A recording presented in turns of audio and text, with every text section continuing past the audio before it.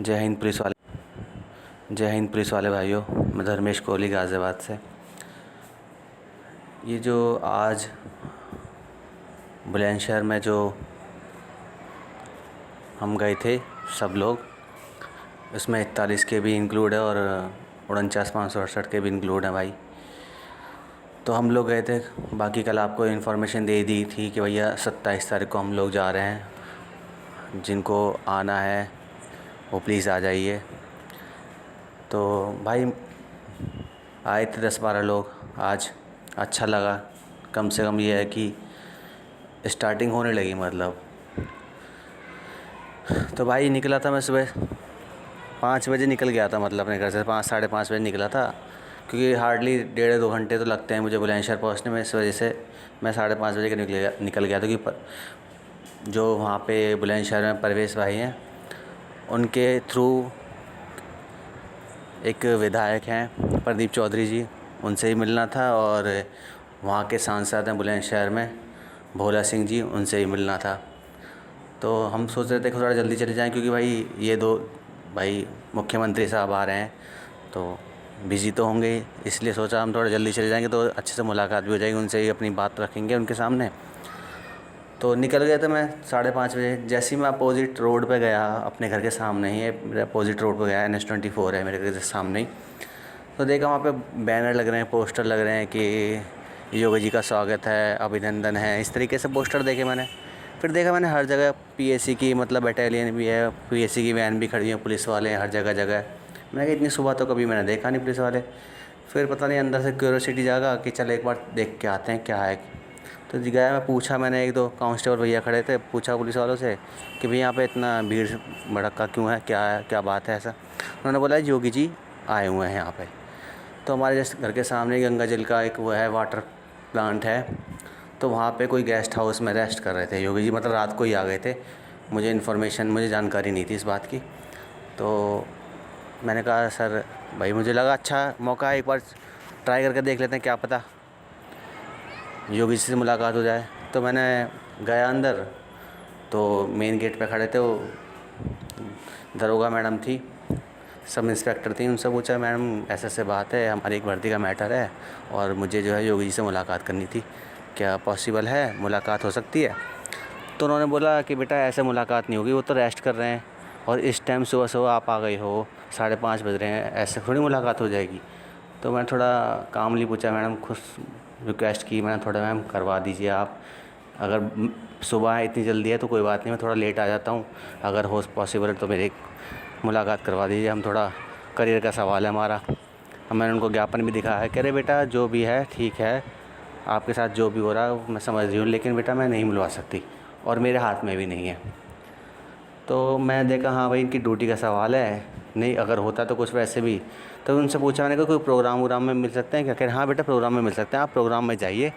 मैंने पूछा भी मैंने प्रोग्राम कहाँ है इनका, तो उन्होंने बताया नहीं कोई भी। बाद में मुझे पता चला कि हाँ कोई प्रोग्राम इनका जो है, हिंडन नदी है हमारे यहाँ पे, उसके ऊपर एक फ्लाईओवर बन रहा है, तो उसका उद्घाटन के लिए गया था। एक वैशाली में एक 41 बटालियन है PAC की, वहाँ पे कुछ उनका था प्रोग्राम। तो मैंने अपने दोस्त को फ़ोन किया, वो उसी PAC में मतलब उसमें है, उसी वाहिनी में है।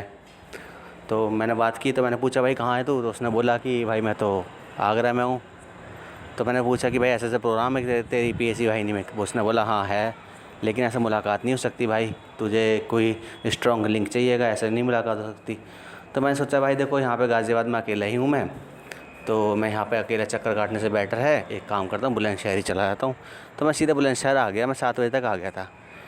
पीछे से एक हमारे भाई हैं हमारी भर्ती के, मोहन भाई भी आ गए बागपत से, उसके बाद गुरमीत भाई भी आ गए, हितेश भाई भी आ गए, मुकेश भाई भी आ गए, नितिन खुर्जा से भी आ गए, मतलब कई लड़के आ गए। और उनके साथ में 1-2 बंदे थे, मतलब अपने फ्रेंड्स को ले आए थे, अपने भाई को ले आए थे। तो हो गए। उसके बाद हम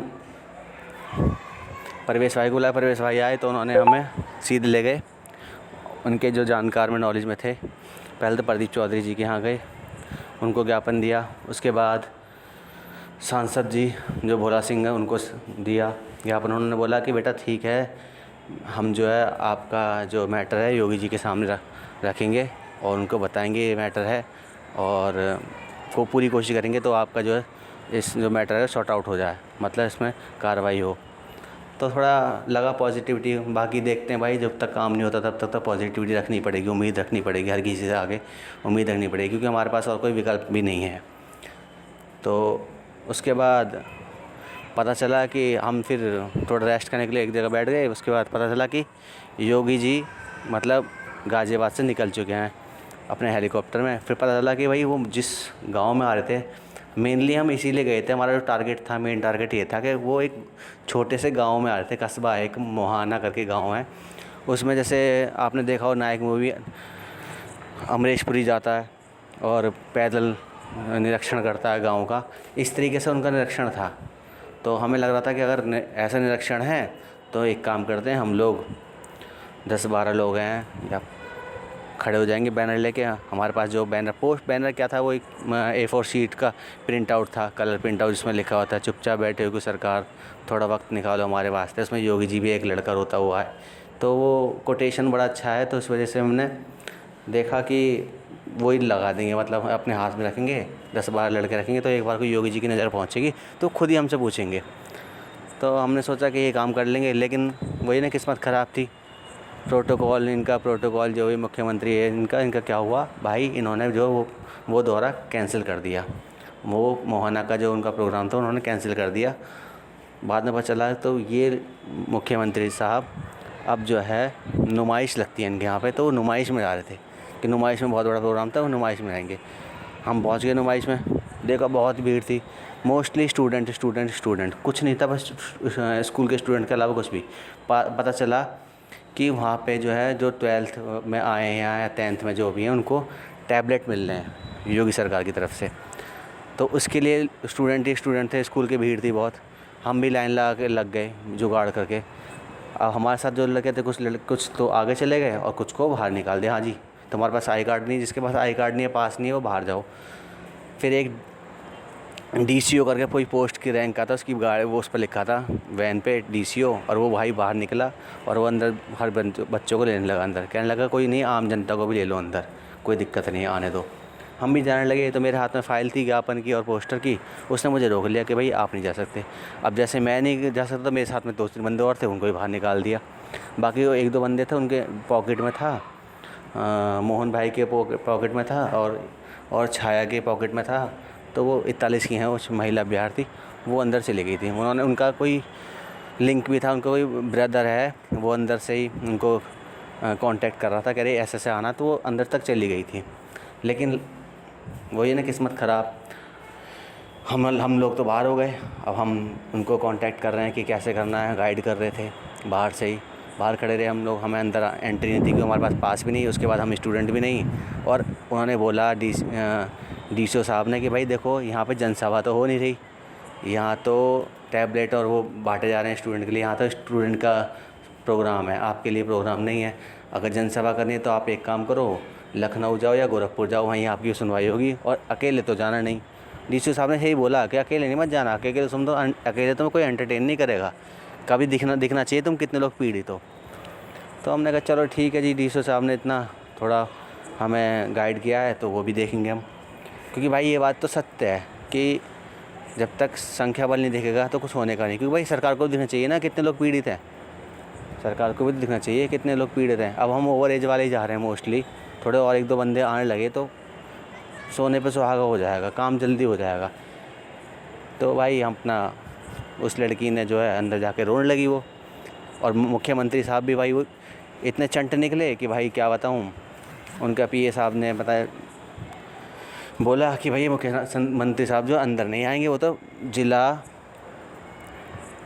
क्या कहते हैं, सरकारी अस्पताल का वो दौरा करने जा रहे हैं। तो हमने कहा चलो भाई, अब जो लिखा है वो तो लिखा ही है। वो जिला अस्पताल का निरीक्षण करने चले गए। अब अंदर गई वो लड़की, अंदर जाके इन्होंने क्या करा, अपना ज्ञापन उनको हाथ में दे दिया। उन्होंने कहा तुम्हारी एंट्री कैसे हुई? यहाँ पे तो जनसभा नहीं हो रही, ज्ञापन व्यापन का कोई मैटर नहीं है, तुम कैसे आ गई। तो कही वो रोने लगी कि ऐसे ऐसे हमारे साथ बहुत ये हुआ है, हमारे साथ हमारा करियर ख़राब हो जाएगा, हमारे पास एक यही नौकरी है। उसने बोला, तो उसकी बात सुनी गई कि बेटा रो मत, कोई दिक्कत नहीं, तुझे किससे बात करनी है, डीएम से बात करनी है, एडी से बात करनी है, किससे बात करनी है, हम तेरा वो मैटर पहुँचाएंगे। कहने लगे हमारा तो योगी जी तक हमारी बात पहुँचा दीजिए। तो उसने बोला चलो ठीक है। तो उन्होंने पीए साहब को बुलाया और जाके वो उनके जो कोई अधिकारी था, सीओ था, पता नहीं कौन था, उसने जाके वो लेटर उनके हाथ में दे दिया, हमारा ज्ञापन। कहा ठीक है बच्चा, कोई दिक्कत नहीं है, आपकी हम बात योगी से रखेंगे, आपका ज्ञापन योगी जी को देंगे, 100% श्योर हूँ। मतलब ऐसे बातें बोली उनको। उसके बाद वो ही बाहर आ गए। बाहर आने के बाद अब मतलब बस यही निष्कर्ष निकला कि यार थोड़ी संख्या बल कम थी, अगर संख्या बल ज़्यादा होती तो अच्छा होता। मतलब हम तो सोच गए थे मोहाना का, लेकिन हुआ ये कि हम नुमाइश में पहुंचने, वही एक कुछ ना कुछ तो करना था भाई। आज हम गए थे तो अपना कुछ ना भागीदारी दिखानी थी कि हाँ हम उस जगह गए थे। लेकिन वही है, कोशिश करी हमने, हमारा ज्ञापन भी पहुंचा, 3 जगह ज्ञापन हमने पहुंचा दिया है, ठीक है। बाकी नेक्स्ट टाइम सोच रहे हैं कि कहीं डायरेक्ट योगी जी से मुलाकात करते हैं या ब्रजेश पाठक जी से मुलाकात करें, डायरेक्ट सीधे गोरखपुर या लखनऊ। गोरखपुर में डायरेक्ट योगी से मुलाकात आराम से हो जाती है, संख्या बल चाहिए होता है। वहाँ के जो एसएसपी साहब हैं, विजय भाई को बताया भी था कि भाई कि तुम्हारा मैटर बहुत स्ट्रॉन्ग है, तुम्हारे साथ जाती हुई है। हर कोई यही बोलता है, तुम किसी को भी पढ़वाओगे अपना मैटर, वो सब यही बोलेंगे तुम्हारे साथ जाती हुई है। ऐसा ये तो कोई रूल नहीं, ये तो बेकार रूल बना रखा है, सबको जानता है। लेकिन अपना उस रूल को हमें गलत साबित कैसे कर सकते हैं जब हम संख्या बल में हो, जब टीचर भर्ती वाले नौकरी ले सकते हैं, ठीक है। उसके बाद 2015 वाले अभी तक नहीं हार मान रहे, वो केस पे केस डाल रहे हैं। तो यार उनके अंदर भी जीत जाने का जज्बा है ना, कि वो हम जीतेंगे, उनको भी उम्मीद है पूरा जीतेंगे। तो यार हम लोग तो घर में बैठे क्या होगा यार, थोड़ा बाहर निकलना पड़ेगा ना, बाहर निकलेंगे तभी कुछ हो पाएगा। तो अगर हम देखो प्राइवेट भी कर रहे हैं, प्राइवेट भी वो तो हमारा लास्ट ऑप्शन है ही कि हाँ प्राइवेट तो करनी है। अगर 2-3 महीने अगर हम संघर्ष कर लें तो भाई क्या पता कुछ अच्छा हो जाए हमारे लिए, नौकरी मिल जाए हमारी। बेल्ट की नौकरी है, सपना है कि बेल्ट की नौकरी करनी है। तो यार देखो, सपना को पूरा करने के लिए मेहनत तो करनी पड़ेगी। हालांकि हमने मेहनत बहुत करी है, थोड़ी और सही, क्योंकि कहते हैं ना भाई, कोई भी प्रॉब्लम जन्म लेती है ना, उसके साथ सलूशन भी आता है। उस सॉल्यूशन तक पहुंचना है हमें, और कैसे पहुंचना है वो थोड़ा संघर्ष करके करना पड़ेगा। क्योंकि भाई हम हारे नहीं हैं, सच बताऊं तो हम हारे नहीं हैं। अब ऐसा है ना, मैदान में हारा हुआ इंसान फिर से जीत सकता है, लेकिन मन से हारा हुआ इंसान कभी नहीं जीत सकता। तो यार मन से मत हारो, थोड़ा संघर्ष ही करो, क्या पता भाई कुछ अच्छा हो जाए। सब्र रखोगे ना तो अच्छा क्या, और थोड़ा लेट भी होगा लेकिन लेटेस्ट होगा तो यार काम होगा। मुझे पता है, यकीन है, पता नहीं अपने अंदर से इंट्यूशन आती है कि हाँ यार नौकरी मिल जाएगी, और आप लोगों को भी पता है कि हाँ नौकरी मिल जाएगी। बस अपने आप को, मन को मारो मत, और भाई एकजुट हो जाओ। जो भाइयों ने पहले जो किया सो किया, छोड़ो उसको, छोड़ो, ख़त्म करो। उन्होंने ही मेहनत करी, लेकिन अब जो करना है यार करना है, सबको मिलकर करना है। इस भर्ती को ठंडे बस्ते में मत डालो, उसे उठाओ और नौकरी लो यार। एक इतिहास रचना है नौकरी लेके कैसे भी करके। तो यार बिना सपोर्ट के, बिना संघर्ष के कुछ नहीं हो पाएगा। सब लोगों को आना पड़ेगा, 41 के हों चाहे 49 के हों। भाई आओ और जो है हाथ से हाथ मिलाओ, कंधे से कंधा मिलाओ, और नौकरी भाई करो, नौकरी का जुगाड़। क्या पता कब चमत्कार हो जाए, क्योंकि चमत्कार ना कोई बता के नहीं होगा, एकदम हो जाएगा और खुशी आएंगी हर जगह। तो भाई चमत्कार देखना है तो थोड़ी बहुत मेहनत कर लो, थोड़ी बहुत मेहनत करने की बस गुंजाइश रह गई है। बाकी तो हमने बहुत कुछ कर लिया है, और भाई बाकी तो लास्ट ऑप्शन है ही कि हाँ प्राइवेट करनी है, उसमें रूखी सूखी खानी है।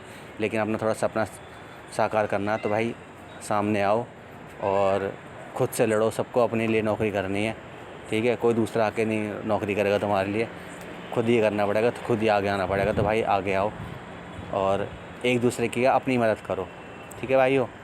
बस यही कहना चाहता हूँ, बाकी कोई भूल चूक माफ़। भाई अपनी तरफ से आज पूरी मेहनत करी है हम लोगों ने, इसमें बहुत लोग इंक्लूड हैं। ठीक है। इधर विजय भाई, परशीष भाई भी लगे हुए हैं, अंकुर भाई भी लगे हुए हैं, चमन भाई भी लगे हुए हैं, और मोहित तोमर भी है, सचिन भी है, बहुत लोग लगे हुए हैं यार।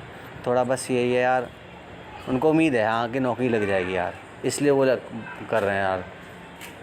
तो करो यार, कुछ ना कुछ तो अच्छा होगा भाई। और आशा करता हूँ भाई आगे नेक्स्ट में जब हमारी मीटिंग हो तो उसमें यार संख्या बल ज़्यादा हो, बस यही आशा करता हूँ। चलो भाई, धन्यवाद। जय हिंद साथियों।